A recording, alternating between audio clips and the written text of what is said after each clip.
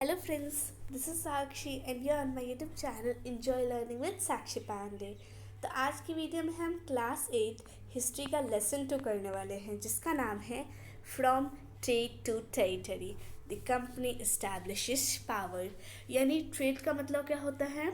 खरीदारी करना यानी बिजनेस करना।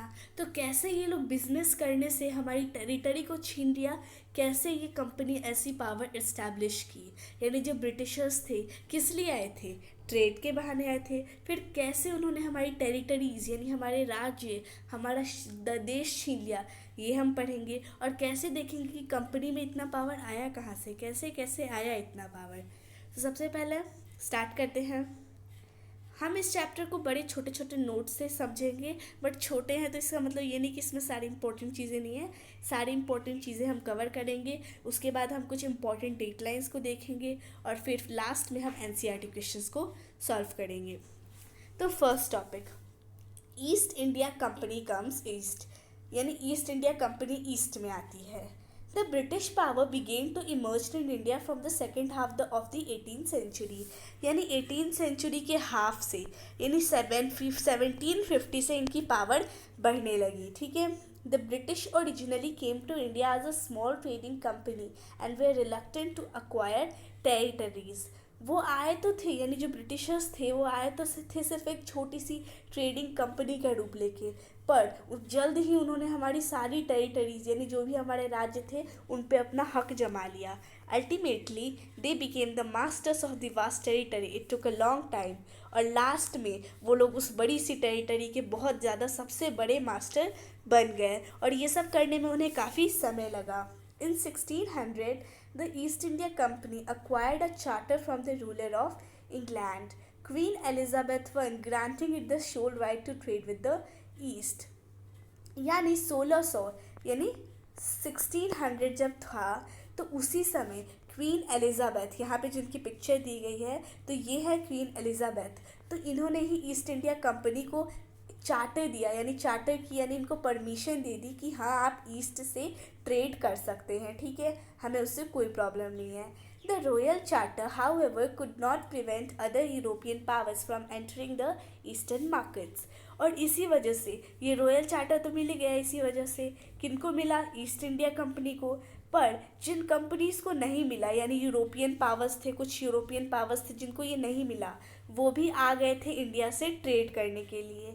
The Portuguese established their presence in the western coast of India and got their base in Goa. यानी जो भी पोर्टुगीज़ थे, यानी पुर्तगाल वाले जो भी लोग थे, वो सबसे पहले आए इंडिया के वेस्ट कोस्ट पे, यानी वेस्ट साइड में जो कोस्ट है, यानी हमारा सी लाइन कोस्ट है, वहाँ पे आए और उन्होंने अपना बेस बनाया गोवा में, यानी सबसे पहले वो गोवा में आए।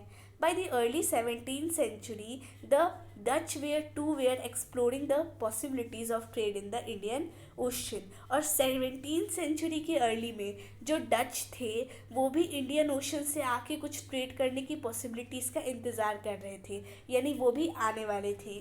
Soon the French traders arrived, और जल्द ही फ्रेंच ट्रेडर्स भी आ गए। तो कौन कौन से लोग आए? पुर्तगीज़ आए, डच आए और साथ ही साथ फ्रेंच भी आए। All the companies wanted to buy the same things such as fine qualities of cotton, silk, pepper, cloves, cardamom and cinnamon from the Indian market। यानी अब इतने सारे देश अट्रैक्ट हो रहे हैं, यानी कुछ तो खास बात है इंडिया में। तो वो ये था कि सारी कंपनीज को सेम चीज़ चाहिए थी। हमारे यहाँ की कॉटन की क्वालिटी बड़ी अच्छी थी, उन्हें वो चाहिए था। हमारे यहाँ का सिल्क भी बहुत अच्छा था, वो चाहिए था। और साथ ही साथ हमारे जो मसाले होते हैं जो कि बहुत फेमस हैं, वो भी इन्हें चाहिए थे। Competition amongst the companies pushed up the prices. अब कंपटीशन बहुत बढ़ गया, यानी बहुत सारी कंपनीज को ये चाहिए था, इसीलिए प्राइस बढ़ गया हर एक चीज़ का। ठीक है, क्योंकि कंपटीशन बढ़ेगा तो प्राइस तो बढ़ेगी ही। ठीक है। The first English factory was set up on the banks of the river Hugli in 1651। यानी पहली जो इंग्लिश फैक्ट्री बनी थी वो हुगली रिवर के किनारे बनी थी। हुगली रिवर कहाँ है? कोलकाता। ठीक है, याद रखना है। यानी सबसे पहले उनका ट्रेड कहाँ शुरू हुआ? वेस्ट बंगाल। ठीक है, तो इंग्लिश फैक्ट्री, पहली जो इंग्लिश फैक्ट्री बनी थी वो हुगली नदी के किनारे बनी थी 1651 में, जो कि वेस्ट बंगाल में है। Soon the trade expanded and the East India Company persuaded merchants and traders to come and settle near the factory. यानी जल्द ही ट्रेड बढ़ गया और जो ईस्ट इंडिया कंपनी थी उसने अपने मर्चेंट्स, अपने ट्रेडर्स को यहाँ बुला लिया और यहाँ पे वो लोग सेटल भी हो गए। यानी अब धीरे धीरे जैसे जैसे उनका ट्रेड बढ़ने लगा, उन्होंने अपने मर्चेंट्स और ट्रेडर्स को भी बुला लिया कि आप यहाँ पे आके सेटल हो जाइए, यहाँ पे बड़ा अच्छा बिजनेस है। East India Company begins trade in Bengal. और अब ये जो ईस्ट इंडिया कंपनी है ये बंगाल में ट्रेड स्टार्ट करेगी। देखते हैं कैसे करती है। By 1696 it began building a fort around the settlement। यानी सेटलमेंट का मतलब वो जगह जहाँ पे बहुत सारे लोग रहते थे उसके आसपास इन्होंने एक किला बनाना शुरू कर दिया। It also bribed Mughal officials into giving the company ज़मींदारी rights over 3 village. यानी ये मुगल ऑफिशियल्स के पास गए और उनसे भी ज़मींदारी मांग ली 3 गांवों की, यानी ये वहाँ की टैक्स कलेक्शन करेंगी। One of this was Calicut, which later became the city of Calcutta और Kolkata as it is now called। यानी इन्हीं विलेजेस में से एक विलेजेस था कलिकटा। ठीक है, जो कि बाद में उसे कोलकाता नाम दिया गया और उसके बाद कोलकाता। ठीक है। The Mughal emperor Aurangzeb to issue a farman granting the company the right to trade duty free. फिर मुगल एम्परर जो थे औरंगजेब, जब इन्होंने उनसे मांगा तो फिर जो मुगल एम्परर उस वक्त औरंगजेब थे तो उन्होंने भी एक फरमान जारी कर दिया कि हाँ हम इनको देते हैं कि ये आराम से ट्रेड कर सकते हैं बिना किसी प्रॉब्लम की। ठीक है, राइट टू ट्रेड का मतलब कि ये जो चाहे जैसे चाहे अपना ट्रेड कर सकते हैं, अपना business. How trade led to battles. अब इन्हें तो मर्जी मिली थी सिर्फ ट्रेड की, पर ये ट्रेड से बैटल पे कैसे उतर रहा है। The officials of the company who were carrying on private trade were accepted to pay duty। यानी जो भी इस कंपनी के ऑफिशियल्स थे, बड़े बड़े ऑफिसर्स थे, वो सब जो ये ट्रेड कर रहे थे, अब ये तो प्राइवेट ट्रेड कर रहे थे इसीलिए इनको ड्यूटीज़ पे करने पड़ते थे। ठीक है, but they refuse to pay which angered the Nawab of Bengal Murshid Quli Khan. This led to fierce battle. ठीक है, अब ये प्राइवेट कोई भी जॉब करता है तो वो कुछ टैक्सेस देता है, तो उस वक्त वो लोग ड्यूटी पे करते थे। अब इन्होंने मना कर दिया कि हम ड्यूटी नहीं पे करेंगे, जिसकी वजह से बंगाल के जो नवाब थे मुर्शिद कुली खान, उन्हें गुस्सा आ गया और इसी वजह से जंग छिड़ गई। After the death of Aurangzeb the Bengal nawabs Murshid Quli Khan, Alivardi Khan and Sirajuddaulah one after one refuse to grant concessions to the company. यानी औरंगजेब की डेथ के बाद बंगाल के नवाब बने थे मुर्शिद कुली खान, जिनके बाद अली वर्दी खान और उसके बाद सिराजुद्दौला, और एक के बाद एक ने सबको इनको मना कर दिया कि हम आपको कंसेशंस नहीं देंगे। यानी आपको हम कोई भी you can say just discounts, concessions को आप एक सिंपल वर्ड ले सकते हो डिस्काउंट्स, यानी हम आपको डिस्काउंट्स नहीं देंगे, आपको हमें देना ही पड़ेगा ड्यूटी। अब इन तीनों से गुस्सा थे हमारे ब्रिटिशर्स, इसी वजह से उन्होंने जंग लड़ी। सबसे पहले उन्होंने द बैटल ऑफ प्लासी लड़ी। अब ये मुर्शिद कुली खान, अली वर्दी खान और सिराजुद्दौला कैसे बने, ये सब हम नीचे वाले बैटल्स में ही पढ़ेंगे। ठीक है, कैसे। सबसे पहला था battle of Plassey. In such a situation of the company began to think about replacing Sirajuddaulah. This finally led to Battle of Plassey in which Sirajuddaulah got defeated. For the company it was the first victory in India। ठीक है, तो सबसे पहले मुर्शिद कुली खान बने थे। ठीक है, तो उनसे इन्होंने लड़ाई लड़ी और जीत गए। ठीक है, फिर उन्होंने मुर्शिद कुली खान के बदले बिठाया सिराजुद्दौला को, और फिर सिराजुद्दौला को भी लगा कि मैं इनका खिलौना क्यों बनूं, अब तो मैं नवाब बन चुका हूं, और उसने भी मना कर दिया कि हम भी आपको कंसेशंस नहीं देंगे, आपको ड्यूटी पे करना ही पड़ेगा। तो फिर इन्होंने बैटल ऑफ प्लासी लड़ा जिसमें सिराजुद्दौला हार गया। ठीक है, और ये जो थी वो कंपनी की पहली जीत थी। ठीक है, यानी सबसे पहले तो वो सिर्फ ट्रेड करते थे, पर ट्रेड में उनसे ड्यूटीज़ मांगी गई, इसीलिए वो बैटल भी करने लगे। Mir Jafar who deceived Sirajuddaulah who made the new nawab of Bengal. यानी मीर जफर जो थे वो कौन थे, सिराजुद्दौला के बाद हटा के उन्हें बनाया गया। ठीक है, जो कि बंगाल के नए नवाब बन गए। एक बार मैं फिर से रिपीट कराती हूँ। सबसे पहले ट्रेड करने के लिए आए थे, फिर वो बैटल्स पे उतर गए। क्यों? क्योंकि कंपनी के जो ऑफिशियल्स थे उनसे ड्यूटी मांगी गई, क्योंकि सारे जो लोग चाहते थे वो नहीं चाहते थे कि इनको हम हमेशा कंसेशंस दें। इसीलिए जो भी नवाब के सारे बंगाल के सारे नवाब थे उन सब ने मना कर दिया कि हम आपको नहीं देंगे, ठीक है। फिर बैटल ऑफ प्लासी हुआ। क्यों हुआ? क्योंकि कंपनी ने सिराजुद्दौला को नवाब बनाया था, ठीक है। उसने भी मना कर दिया कि हम आपको नहीं देंगे कंसेशंस, तो इसी वजह से उन्होंने बैटल ऑफ प्लासी लड़ी और उसमें सिराजुद्दौला हार गया। अब ये इनकी पहली जीत थी।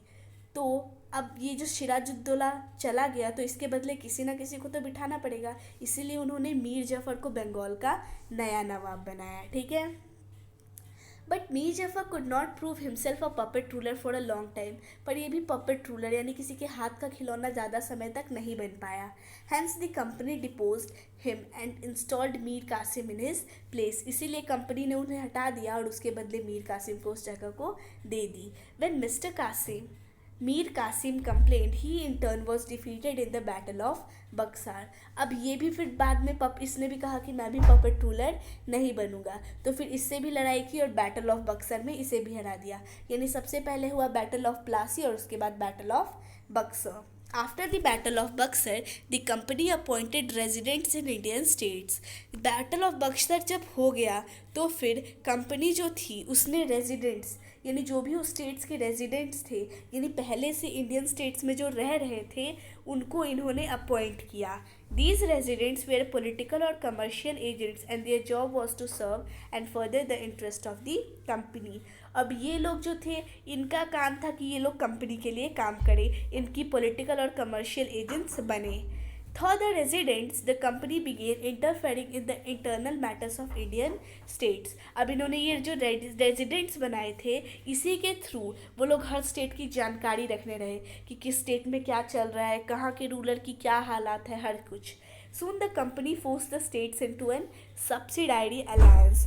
और जल्द ही उन्होंने एक सब्सिडियरी अलायंस नाम का एक रूल जो था वो शुरू कर दिया, ठीक है। तो अब देखते हैं कि यह सब्सिडियरी अलायंस होता क्या है। तो सब्सिडियरी अलायंस जो था वो एक तरह का समझ लीजिए इन्होंने कुछ लॉ टाइप से बनाया था।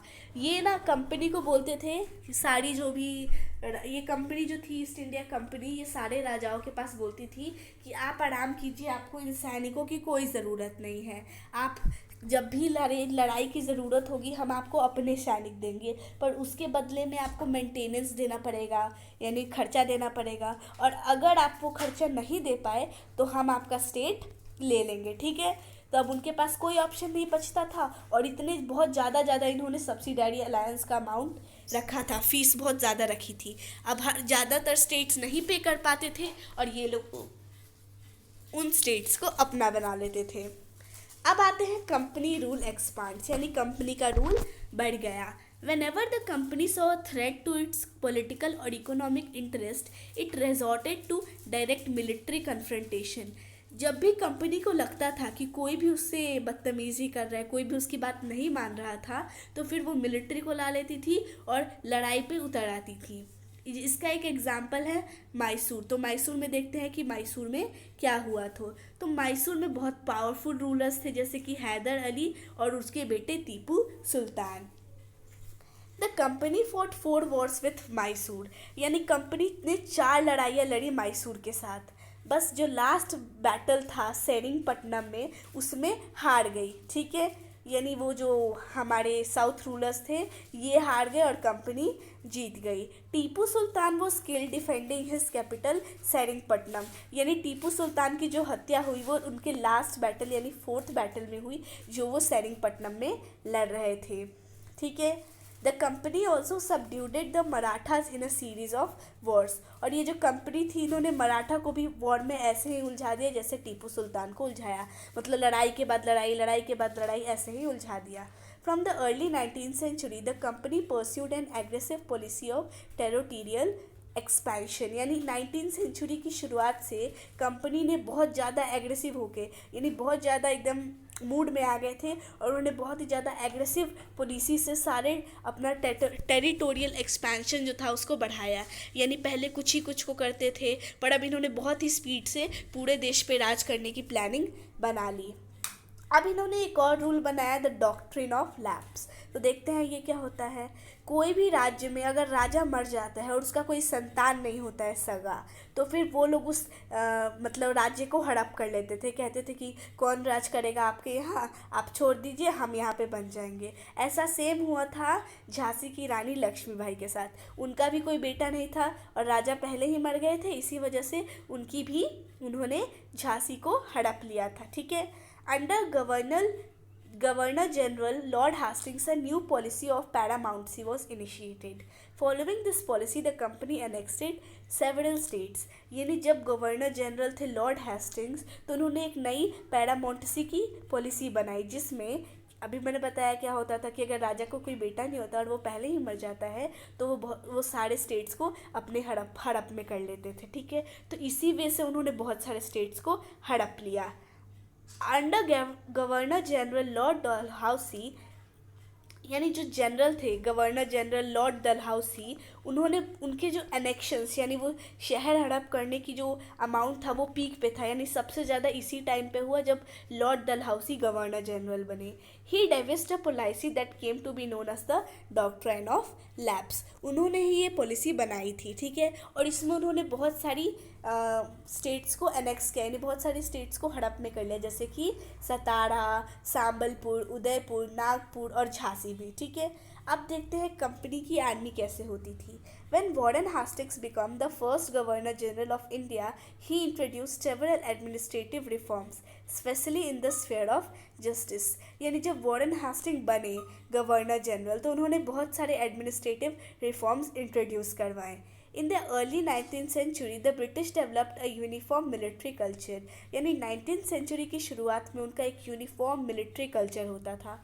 Soldiers were increasingly subjected to European style training, यानी जो भी सोल्जर्स होते थे उनको यूरोपियन स्टाइल में ट्रेनिंग दी जाती थी, उसको डिसिप्लिन में रखा जाता था। ठीक है। और ऐसे उनकी लाइफ को रेगुलेट किया जाता था जैसा उन्होंने पहले कभी नहीं जिया होगा।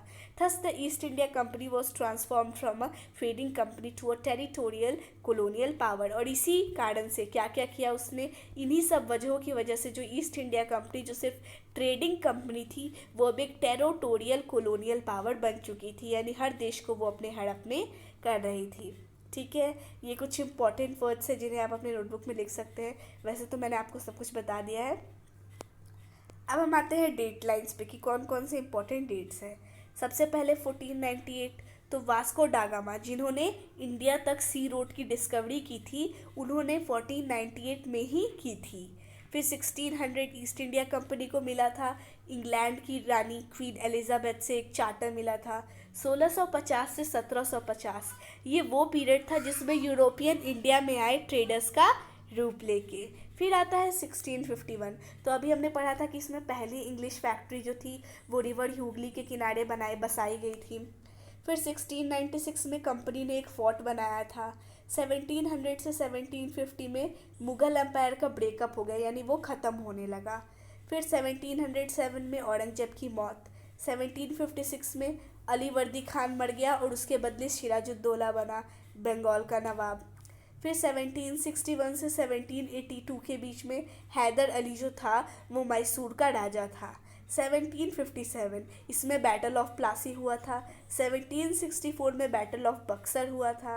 1765 में मीर जफ़र मर गया था और जो मुग़ल एम्परर था उसने कंपनी को ही दीवानी दे दी कि वही अब सारे रेवेन्यू और टैक्सेस कलेक्ट करेगी। 1775 से 1782 के बीच पहली एंग्लो मराठा वॉर हुई थी, यानी एक साइड ब्रिटिशर्स और एक साइड मराठा। फिर 1782 से 1799 टीपू सुल्तान मैसूर का रूलर था। 1767 से 1769 तक पहला बैटल हुआ था कंपनी और मैसूर के बीच। 1780 से 1784 तक दूसरा बैटल हुआ था। 1785 में टीपू सुल्तान ने जो भी सैंडलवुड, पेपर, कार्डमम यानी हल्दी, पेपर जो भी थे, ये सब का जो एक्सपोर्ट होता था ये सब बंद करा दिया। और इसी वजह से 1790 में फिर से बैटल हुआ कंपनी और मैसूर के बीच में। और 1799 में लास्ट बैटल हुआ, और लास्ट बैटल भी इसीलिए हुआ क्योंकि टीपू सुल्तान मर गया, यानी उसने अपनी अंतिम सांस तक अपने वतन के लिए लड़ाई की। फिर आता है 1801, तो इसमें जो अवध का नवाब था उसको फोर्स किया गया कि तुम अपनी आधी टेरिटरी इस कंपनी को दे दो। 1803 में दूसरी एंग्लो मराठा वॉर हुई, 1817 में तीसरी हुई, 1813 में लॉर्ड हास्टिंग गवर्नर जनरल बने इंडिया के। फिर 1849 में पंजाब को हड़प कर लिया गया, 1848 में लॉर्ड डलहौसी बन गया गवर्नर जनरल। फिर 1848 में सतारा, संबलपुर, उदयपुर, नागपुर, झांसी, ये सब डॉक्ट्राइन ऑफ लेप्स की वजह से इन सबको क्या कर लिया, एनेक्स कर लिया। फिर 1856 में कंपनी ने अवध के ऊपर भी रूल कर लिया, और 1857 की क्रांति जिसे कही जाती है उसमें बहुत बड़ा रेवोल्यूशन हो गया, ठीक है, बट उसके भी कोई रिजल्ट्स नहीं आए। अब हम आते हैं हमारे एनसीईआरटी क्वेश्चंस पे, ठीक है। सबसे फर्स्ट क्वेश्चन है मैचिंग, ठीक है। तो यहाँ पे कुछ वर्ड्स दिए हैं, हमें उनको मैच करना है। तो सबसे पहले दीवानी, तो दीवानी का मतलब होता है right to collect land revenue, यानी लैंड रेवेन्यू कलेक्ट करने का राइट हो जिसके पास, ठीक है। फिर आता है टाइगर ऑफ मैसूर, तो ये थे हमारे टीपू सुल्तान। फिर आता है फौजदारी अदालत, तो इसे कहा जाता है क्रिमिनल कोर्ट। रानी चन्नामन्ना, तो ये जो थी इन्होंने एक एंटी ब्रिटिश मूवमेंट स्टार्ट किया था कित्तूर में। और सिपाही तो हम जानते हैं सिपॉय, ठीक है। आगे देखते हैं। अब आता है हमारा fill in the blanks. The British conquest of Bengal began with the, यानी जब पहला बंगाल के साथ ब्रिटिश का कॉन्क्वेस्ट शुरू हुआ तो वो हुआ था बैटल ऑफ प्लासी में। फिर आता है Hyder Ali and Tipu Sultan were the rulers of, तो ये रूलर थे मैसूर के, हमने पढ़ा था। Dalhousie implemented the doctrine of lapse. Maratha kingdoms were located mainly in the western part of the India, ठीक है। अब इसके बाद है हमारा true false. The Mughal empire became stronger in the 18th century, यानी मुगल एम्पायर जो है वो 18th सेंचुरी में स्ट्रॉन्गर बन गया था। तो ये गलत है क्योंकि वो और कमज़ोर हो गए थे। The East India Company was the only European company, यानी ये जो ईस्ट इंडिया कंपनी थी, क्या ये इकलौती यूरोपियन कंपनी थी जो कि इंडिया के साथ ट्रेड कर रही थी, तो ये भी फॉल्स है। Maharaja Ranjit Singh was the ruler of Punjab, ये ट्रू है, ठीक है, यानी वो रूलर थे पर बाद में ईस्ट इंडिया कंपनी ने उस पर भी हड़प मार लिया था। The British did not introduce administrative changes in the territories they conquered, यानी जो ब्रिटिश थे उन्होंने जिन जिन टेरिटरीज पे राज किया क्या उसमें चेंज नहीं लगाया, तो ये भी चीज़ गलत है क्योंकि चेंज तो आएंगे, क्योंकि कोलोनाइजेशन की प्रोसेस यही है कि अगर कोई भी कंट्री दूसरी कंट्री को सब्जुगेट करती है तो उसमें पॉलिटिकल, सोशल और इकोनॉमिकल चेंजेस आते हैं, ठीक है। अब हम आते हैं फोर्थ क्वेश्चन पे। तो ये क्वेश्चन है कि ये जो सारी यूरोपियन ट्रेडिंग कंपनीज आ रही थी वो किस लिए आ रही थी, मतलब किस चीज़ का डील करने के लिए आ रही थी। तो वो कॉटन और सिल्क की अच्छी क्वालिटीज़ वाली जो क्लोथ पैदा होता करता था, यानी जो भी बनाया जाता था उसके लिए आ रहे थे। और साथ ही साथ हमारे स्पाइसेस, यानी जो हमारे मसाले हैं वो बहुत फेमस है, उन्हें भी खरीदने आया करती थी। अब नेक्स्ट क्वेश्चन है कि क्या एरिया ऑफ कॉन्फ्लिक्ट, यानी किस वजह से लड़ाई हुई थी बंगाल नवाब में और ईस्ट इंडिया कंपनी में। तो सबसे पहला रीज़न था कि जो बंगाल नवाब था उन्होंने अपनी पावर असर्ट कर लिया, यानी अपनी पावर को पता कर लिया और उन्होंने एक नम मना कर दिया कंसेशंस देने के लिए कि आपको कोई भी छूट नहीं मिलेगी, जैसे बाकी प्राइवेट प्रॉपर्टी वाले देते हैं हमें ड्यूटीज़, आपको भी देना पड़ेगा। और फिर they demanded large tributaries for the company's right to trade, और जो भी उन्होंने दिया था उन्हें ट्रेड करने का राइट, उसके बदले में उन्होंने बहुत ज़्यादा पैसे वैसे मांग लिए। They denied the company any right to mint coins, और उन्हें कॉइन्स मिंट करने का भी जो राइट मिला था वो भी छीन लिया, और उन्होंने उसकी फोर्टिफिकेशंस को बढ़ाने के लिए भी मना कर दिया। अब यही सारे रीजंस थे जिनकी वजह से हो गया, ठीक है। और ये और एक रीज़न है कि ये लोग तो इतने सारी चीज़ें, मतलब इतने सारे रूल्स लागू कर रहे थे और वो मान नहीं रहे थे इसीलिए, और उल्टा साथ ही साथ उन्हें डिसरिस्पेक्टफुल लेटर्स लिख रहे थे कि हम ऐसा नहीं करेंगे, ठीक है। और वो साथ ही साथ नवाब और उसके ऑफिशियल्स को ह्यूमिलिएट करने की भी कोशिश करते थे, और यही सब रीज़न्स है कि क्यों बंगाल नवाब और ईस्ट इंडिया कंपनी में कॉन्फ्लिक्ट हुआ। फिर आता है कि जो दीवानी का एग्जम्पशन मिला ईस्ट इंडिया कंपनी को, उससे कैसे बेनिफिट हुआ, ठीक है। The Mughal emperor in 1765 appointed the company as the diwan of the provinces of Bengal, यानी 1765 में इन्हें बनाया था, इन्हें दीवानी दी गई थी।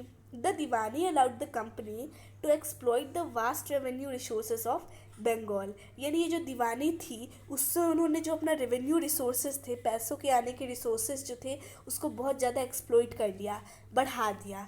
अब इससे जो एक पुरानी प्रॉब्लम थी कंपनी ने पहले फेस की थी वो कम हो गई। अब वो देखते हैं प्रॉब्लम क्या थी। अब देखो, सामान ये कहाँ से खरीदते थे? इंडिया से खरीदते थे। अब सामान खरीदने के लिए पैसे चाहिए, तो जो भी इन्हें गोल्ड और सिल्वर लगता था वो सब इन्हें ब्रिटेन से मंगाना पड़ता था, इसीलिए बहुत ज़्यादा पैसों का खर्च हो रहा था। पर अब जब उन्हें दीवानी मिल गई तो अब वो लोगों से टैक्स कलेक्ट कर रहे हैं, तो उन्हें क्या ज़रूरत है ब्रिटेन से पैसे मंगाने के लिए? यानी वो अपना पैसा भी बचा ले रहे थे और इंडिया में बिजनेस भी कर रहे थे। इसी वजह से उनकी एक बहुत बड़ी प्रॉब्लम सॉल्व हो गई। ठीक है, These revenue they used to purchase cotton and silk textiles in India। और ये जो रेवेन्यू मिलता था इन्हीं से वो कॉटन और सिल्क के टेक्सटाइल खरीदते थे और साथ ही साथ अपने कंपनी के ट्रूप्स यानी सिपाहियों के मेंटेनेंस भी करते थे। ठीक है, यानी इससे एक उन्हें बहुत बड़ा फ़ायदा हो गया कि उन्हें खुद के पैसे भी खर्च नहीं करने पड़े और साथ ही साथ उनका काम भी बन गया। अब यहाँ पे हमें पूछा गया है कि जो सब्सिडायरी अलायंस का सिस्टम था उसे हमें एक्सप्लेन करना है। Under the system of subsidiary alliance, Indian rulers were not allowed to have their independent armed force। यानी ये जो सिस्टम था सब्सिडायरी अलायंस का, इसमें जो इंडियन रूलर्स थे उनको अलाउ नहीं किया जा रहा था कि आप खुद की अपने आर्म फोर्सेस नहीं रख सकते। ठीक है, आपको हमारी कंपनी प्रोटेक्ट करेगी, बदले में बस आपको पेमेंट करनी पड़ेगी। ठीक है, क्योंकि हम भी तो अपने सेना को मेंटेन करेंगे तो उसके लिए हमें भी पैसे चाहिए, आपकी प्रोटेक्शन के भी हम पैसे लेंगे, बस आपको ये पे करना है और हम आपकी रक्षा करेंगे। If the Indian rulers failed to make the payment, the part of their territory was taken away as penalty। और अगर वो पेमेंट नहीं कर पाए तो उनकी टेरिटरी उनसे छीन ली जाती थी पेनाल्टी के रूप में। ठीक है, the states which had to lose the territories on this ground were Awadh and Hyderabad. यानी अवध और हैदराबाद को ही इसी तरीके से लूट लिया गया, यानी इसी तरह से उन पर हड़प पाया गया है। ठीक है, next question, in what way was the administration of the company different from that of Indian rulers. यानी जिस तरह से कंपनी रूल करती थी और जिस तरह से इंडियन रूलर्स रूल करते थे इसमें क्या डिफरेंस था?